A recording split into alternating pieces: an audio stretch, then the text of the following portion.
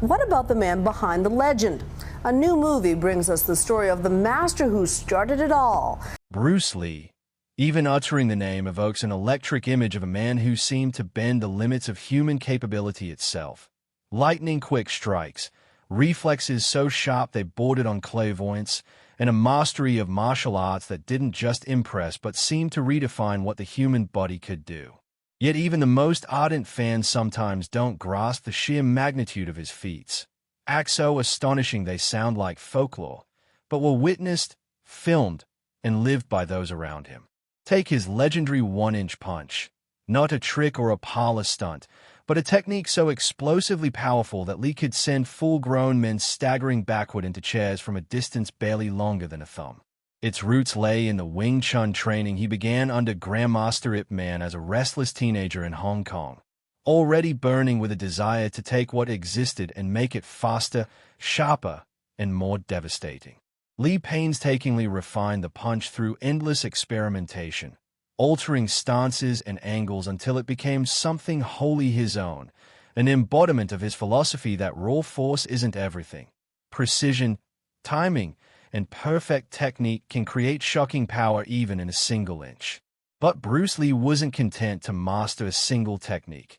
He turned his entire body into a living testament to discipline. His dragon flag exercise, named for the nickname the Little Dragon and still dreaded in gyms worldwide, exemplified this. Lying back on a bench supported only by his shoulders, lifting his body perfectly straight and rigid until it floated parallel to the ground. It's an exercise that punishes even elite athletes today, and Lee incorporated it relentlessly, believing that the core was the true engine of martial strength and balance. Beyond aesthetics, Lee's strength was frighteningly functional. He demolished standard 50 kilograms punching bags so easily they became useless to him, forcing him to custom train with 135 kilograms bags which he could kick so forcefully they'd swing high into the air, feats so extreme they bordered on surreal. His raw numbers sound like something ripped from the pages of a martial arts mythos. More than 200 consecutive push-ups on just 2 fingers, hundreds more with only his thumbs, single-handed pull-ups performed in terrifying volume, and reportedly over 1,500 standard push-ups in one go. He didn't train for applause. He trained because every muscle, every tendon, every breath could be sharpened further. Lee's obsession with speed was so complete that during filming of the Green Hornet cameras simply couldn't keep up. Designed to shoot at 24 frames per second, they captured him as a blur, a ghost between frames, so the producers begged him to slow down just so his kicks and punches could actually appear on screen. And yet Lee's genius wasn't only in muscle or speed. It lay in a relentless curiosity that tore down boundaries between fighting disciplines. Trained in Wing Chun, he studied boxing and defeated champions as a teenager. He sparred with and learned grappling from judo experts like Wally J and Jean LaBelle. He incorporated wrestling holds and throws into his system, and he even adapted ideas from fencing, believing the concept of interception, striking at the precise moment your opponent commits, was the essence of martial arts. This philosophy crystallized into Jeet Kune Do, the way of the intercepting fist, a hybrid art that rejected rigid tradition and prized adaptability, economy of motion, and above all, the mindset that the best defense is a ruthless, perfectly timed defense. Lee believed in intercepting not just punches and kicks, but intentions, body language, even the moment before an opponent moved. His 5 ways of attack and 4 ranges of combat were frameworks designed to adapt fluidly in the chaos of real fighting. And unlike many martial artists of his day, he didn't keep secrets. He taught, he shared, he wrote, even as the martial arts establishment sometimes resisted his iconoclastic approach. But Lee never stopped experimenting, training, or refining. In his Seattle basement, on Hollywood sets, or late at night when others slept. Beyond the philosophy and the physical feats lay a man who practiced his reflexes by tossing rice into the air and snatching it from mid-flight with chopsticks, an exercise so absurdly difficult most people doubt it happened. Yet those close to him swore it did. A man so committed that even on film sets, when the cameras weren't rolling, he'd drop to the floor to bang out dragon flags or explode into shadow boxing, always hunting for that extra fraction of speed or power. Bruce Lee absorbed lessons from everywhere. The footwork of Muhammad Ali, the throws of judo masters, the flowing philosophy of Taoism and Zen. He wasn't content to copy. He distilled, adapted, reinvented. Even decades after his passing, his legacy doesn't merely live in his movies, iconic as they are. It lives in modern MMA fighters using concepts of range and interception he advocated before mixed martial arts even had a name, in martial artists who still struggle to perform dragon flags, in anyone who stands before an obstacle and asks, "Can I do better?" Bruce Lee's story is ultimately not about being superhuman, though it sometimes looked that way. It's about a man who proved that with obsession, discipline, and an open mind, we can reach far beyond what anyone thinks is possible. And though the cameras of the 1960s couldn't quite keep up, the myth and the reality of Bruce Lee, the speed, the strength, the philosophy, remain a benchmark the world still measures itself against, even today. Bruce Lee famously used the analogy of water to illustrate why adaptability is the essence of true martial mastery. Water flows effortlessly, shaping itself to any container, slipping past the tiniest pebble, circling around or eroding even the hardest boulders over time. It can be soft enough to go unnoticed or so forceful it smashes obstacles to pieces, an idea Lee believed martial arts should embody. This belief in flexibility and fluidity led him to reject the rigid, formalized traditions of many kung fu schools, instead creating Jeet Kune Do, JKD, an ever-evolving, dynamic system where practitioners are urged to absorb what is useful, discard what is not, and remain open to all styles and ideas. Lee himself embodied this philosophy beyond fighting. He was known for feats that felt closer to magic than martial art, like his legendary coin trick.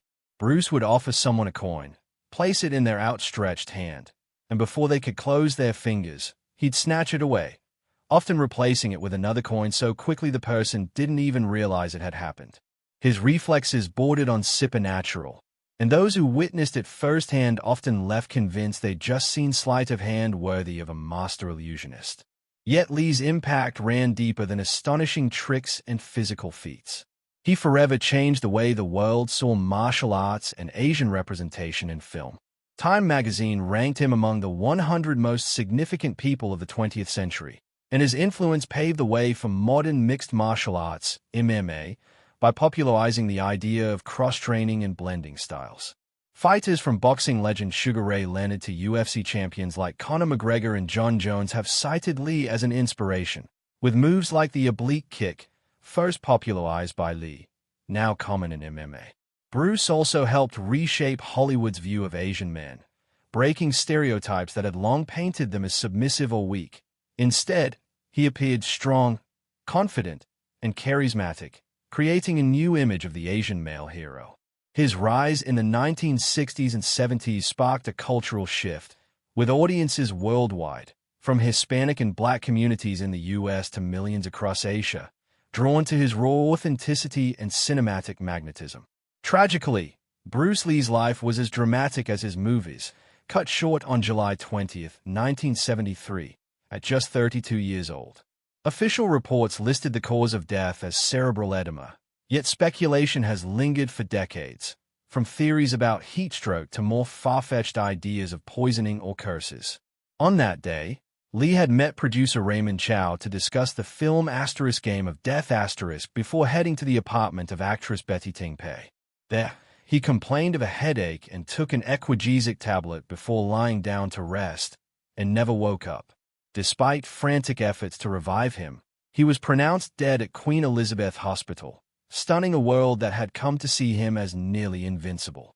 Lee's death only deepened the legend surrounding him, especially after his son Brandon Lee also died young and tragically on a movie set, fueling conspiracy theories and debates that still surface today, including commentary from figures like Joe Rogan, who questioned the official story and raised new theories. But beyond the mystery, what endures is Bruce Lee's unparalleled legacy. Born in San Francisco in 1940 to a family steeped in Cantonese opera, raised in Hong Kong amid war and hardship, he appeared in over 20 films by age 18. Street fights in his teens led to Wing Chun training under Ip Man, before a move to the U.S. in 1959, where he studied drama and philosophy at the University of Washington and began teaching martial arts. His explosive demonstration of the 1964 Long Beach International Karate Championships, including the famous one-inch punch and two-finger push-ups, captured global attention and set the stage for a groundbreaking career.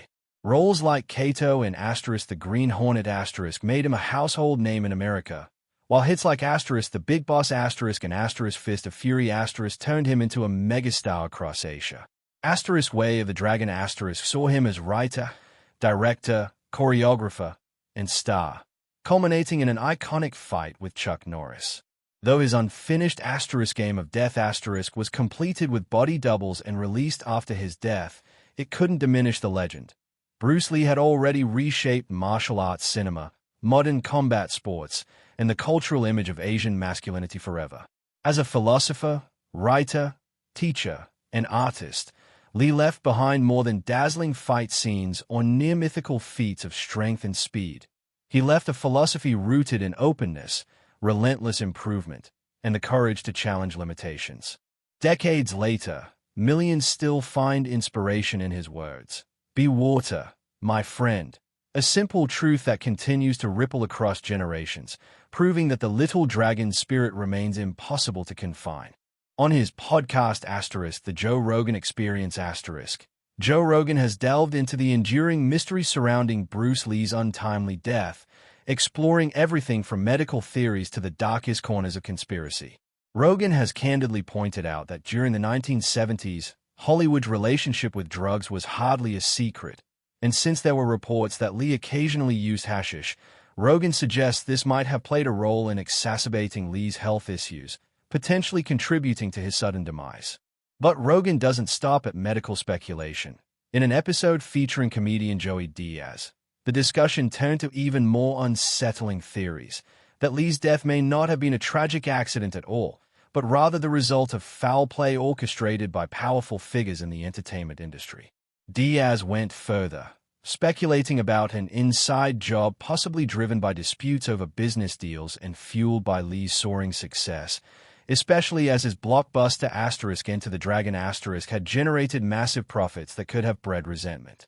Central to these suspicions was Raymond Chow, a key player in Lee's career who co-founded Concord Productions with Lee and later ended up in control after Concord was folded into Golden Harvest, where Chow took a prominent role, a sequence of events that, in some conspiracy circles, seems suspiciously convenient.